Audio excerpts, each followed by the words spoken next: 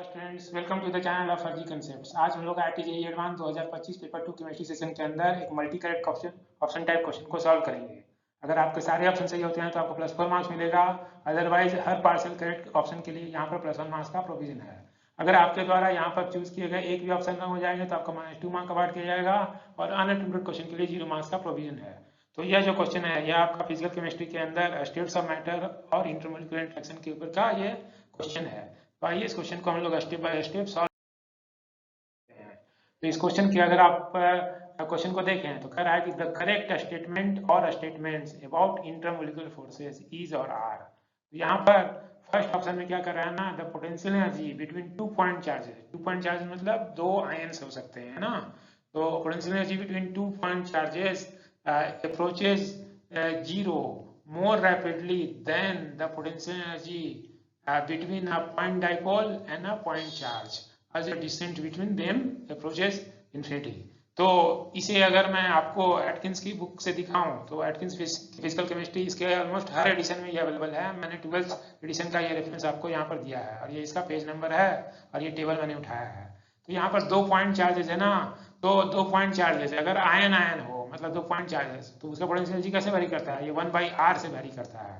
ठीक है, और ये अगर आपका सेकंड वाला जो पॉइंट डाइपोल हो जाए तो मतलब पॉइंट डाइपोल और आयन के बीच का एक चार्ज के बीच का जो पोटेंशियल एनर्जी है, मतलब वो जो चार्ज है वो आयन है और दूसरा क्या है, डाइपोल है। तो आयन डाइपोल का जो पोटेंशियल एनर्जी है वो 1/r² से वेरी करता है। तो अगर आप r को इन्फिनिटी की तरफ टेंड करेंगे तो कौन फास्टर डिक्रीज होगा, कौन फास्टर जीरो की तरफ टेंड करेगा, तो ये वाला फास्टर होगा, ये 10 to 0 आएगा, ये फास्टर 10 to 0 आएगा, फास्टर आएगा। ठीक है, ठीक है। लेकिन क्वेश्चन में ना यहाँ पर आपका अपोजिट लिखा हुआ है, वो कह रहा है कि 2 पॉइंट चार्ज वाला ही फास्टर आएगा, अप्रोचेस 0 मोर रैपिडली। तो इसने ना ऑप्शन नंबर ए में वो आयन आयन को मतलब 2 पॉइंट चार्ज वाले को इसको फास्टर 0 अप्रोच करवा रहा है ना। तो यहाँ पर तो वैसा नहीं होगा क्योंकि आयन डाइपोल वाला वो फास्टर डिक्रीज करेगा क्योंकि इसका सेकंड पावर पे ये वेरी कर रहा है, जबकि इसमें पावर क्या है, 1 ही है। ठीक है, तो ये वाला जो ऑप्शन जो हो गया ना, ऑप्शन नंबर ए क्या हो गया आपका, रॉन्ग हो गया, रॉन्ग हो गया क्योंकि potential energy of ion ion जो होता है वो 1/r वेरी करता है और आयन डाइपोल 1/r² है। तो r टेंड्स टू इन्फिनिटी करेंगे तो आयन डाइपोल वाला फास्टर जीरो अप्रोच होगा, इसलिए ऑप्शन नंबर ए क्या हो गया हमारा, ए वाला ऑप्शन रॉन्ग हो गया, ए ऑप्शन रॉन्ग हो गया। ठीक है, ठीक है। अब हम लोग नेक्स्ट ऑप्शन जो है उसको एनालाइज करें। तो कह रहा है कि नेक्स्ट ऑप्शन में कह रहा है कि average potential energy between 2 rotating polar molecules that are separated by r distance. तो दो पोलर मॉलिक्यूल्स हैं, दो डाइपोल डाइपोल के बीच का इंटरेक्शन जो है ना, वो r पर कैसे वेरी करता है, वो 1/r³ वेरी करता है या नहीं करता है। तो दो रोटेटिंग पोलर मॉलिक्यूल मतलब दो रोटेटिंग डाइपोल के बीच का जो पोटेंशियल एनर्जी है उसका एवरेज पोटेंशियल एनर्जी क्या है, वो 1/r³ के साथ वेरी करता है। तो यहाँ पर भी देखिए यहीं पर सेम चीज है और ये चीज एनसीईआरटी में भी लिखा हुआ है कि दो अगर स्टेशनरी डाइपोल होगा ना, तो स्टेशनरी डाइपोल होगा तो वो क्या होगा, उसके बीच का इंटरेक्शन 1/r³ पे वेरी करता है। लेकिन अगर रोटेटिंग डाइपोल हो गया तो वो 1/r6 पे वेरी करता है, 1/r6 पर।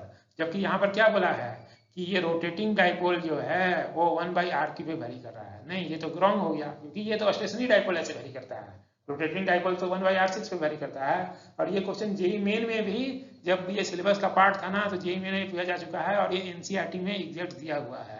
ठीक है, तो ये रोटेटिंग डाइपोल का पोटेंशियल एनर्जी 1/r6 पे वेरी करता है, तो ये वाला ऑप्शन भी क्या हो जाएगा, बी ऑप्शन भी आपका रॉन्ग हो गया। ठीक है, ठीक है, क्योंकि ये 1/r³ पे वेरी नहीं करता है। ठीक है, अब हम लोग क्या करेंगे ना, अब थर्ड ऑप्शन को देखते हैं। थर्ड ऑप्शन आपका एनसीईआरटी में दिया हुआ नहीं है। तो यहाँ पर ये कह रहा है, थर्ड ऑप्शन में कह रहा है कि द डाइपोल और induced dipole average interaction energy is independent of temperature. Dipole और इंड्यूस्ड डाइपोल, तो एक मॉलिक्यूल के अंदर डाइपोल है और दूसरे मॉलिक्यूल के अंदर कोई डाइपोल नहीं है, तो उसका जो एवरेज पोटेंशियल एनर्जी होगा वो इंडिपेंडेंट ऑफ टेम्परेचर होता है या नहीं होता है। ठीक है, तो इसको भी देखें तो सेम एटकिंस के सेम पेज से ही यहाँ पर ये डाइपोल इंड्यूस्ड डाइपोल के इंटरेक्शन के बारे में लिखा हुआ है। तो कह रहा है यहाँ पर कि dipole induced dipole interaction energy is independent of temperature. तो ये स्टेटमेंट आपका क्या है, यह स्टेटमेंट सही है। ठीक है, उसका रीजन क्या दे रहा है कि because thermal motion has no effect on the averaging process. ना, induced dipole is always such that the interaction is attractive regardless of the orientation of the two molecules। तो इसको मैं आपको समझाता हूँ कि अगर मान लीजिए एक मॉलिक्यूल है जिसका यहाँ पर ना इस तरह से कोई डाइपोल है, तो यहाँ पर मान लीजिए कि मैं प्लस चार्ज दिखा रहा हूँ, यहाँ पर माइनस चार्ज है, यहाँ डेल्टा प्लस है, यहाँ डेल्टा माइनस है, तो ये डाइपोल है। और एक दूसरा मॉलिक्यूल है जो कि इसके पास नहीं है, और यहाँ पर भी डेल्टा माइनस है और यहाँ पर डेल्टा प्लस है। तो ये दोनों अभी क्या है ना, अभी एक दूसरे को अट्रैक्ट कर रहा था, फिर डेल्टा प्लस और डेल्टा माइनस क्या करेगा, ये अट्रैक्ट करेगा। लेकिन जैसे ही टेम्परेचर क्या आएगा ना, टेम्परेचर आएगा, इस मॉलिक्यूल को रोटेट कर दीजिए, इस मॉलिक्यूल को आप क्या कर दीजिए ना, रोटेट कर दीजिए। तो रोटेट कर दीजिएगा तो इसका डेल्टा प्लस डेल्टा माइनस अगर चेंज हो जाएगा ना, तो यहाँ पर अट्रैक्ट की जगह पर रिपेल भी करने लगेगा। तो टेम्परेचर का इफेक्ट दो डाइपोलर मॉलिक्यूल के ऊपर होता है, लेकिन अगर एक मॉलिक्यूल में डाइपोल हो और दूसरे में डाइपोल नहीं हो, मतलब डाइपोल इंड्यूस डाइपोल का केस अगर वही एटकिंस में मैं दिखाऊं, तो चूंकि ये जो आपका नॉन पोलर मॉलिक्यूल को मैंने स्फेरिकल बताया है क्योंकि सिमेट्रिकल चार्ज डिस्ट्रीब्यूशन है, तो यहाँ पर क्या है ना, इसके अंदर कोई डाइपोल नहीं है और इसमें डाइपोल है।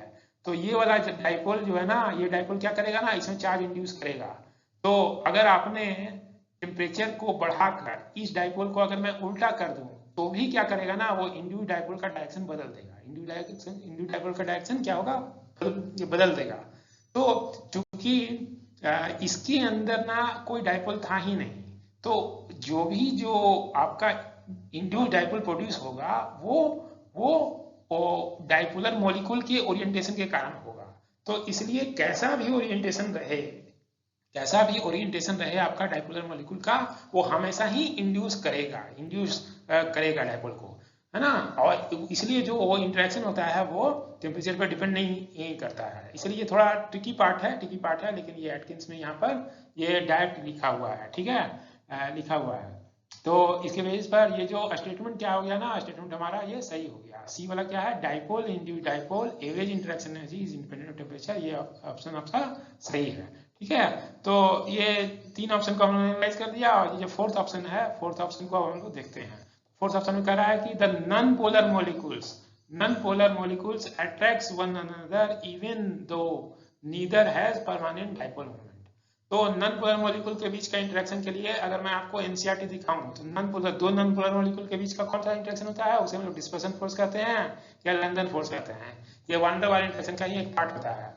तो वैसे एटम्स होंगे या नॉन पोलर मॉलिक्यूल्स, तो वो क्या करते हैं, उसमें सिमेट्रिकल चार्ज डिस्ट्रीब्यूशन होता है, तो उसमें कोई डाइपोल नहीं होता है, ठीक है, परमानेंट डाइपोल नहीं है। तो वो क्या करते हैं ना, वो उसमें इंड्यूस डाइपोल ही इंटरेक्शन होता है, मतलब वो ट्रांजिएंट डाइपोल होता है। और ये जो इसे डिस्पर्सिव फोर्स भी कहते हैं या लैंगडन फोर्स कहते हैं, और ये हमेशा ही क्या होता है, अट्रैक्टिव होता है, ठीक है, अट्रैक्टिव होता है।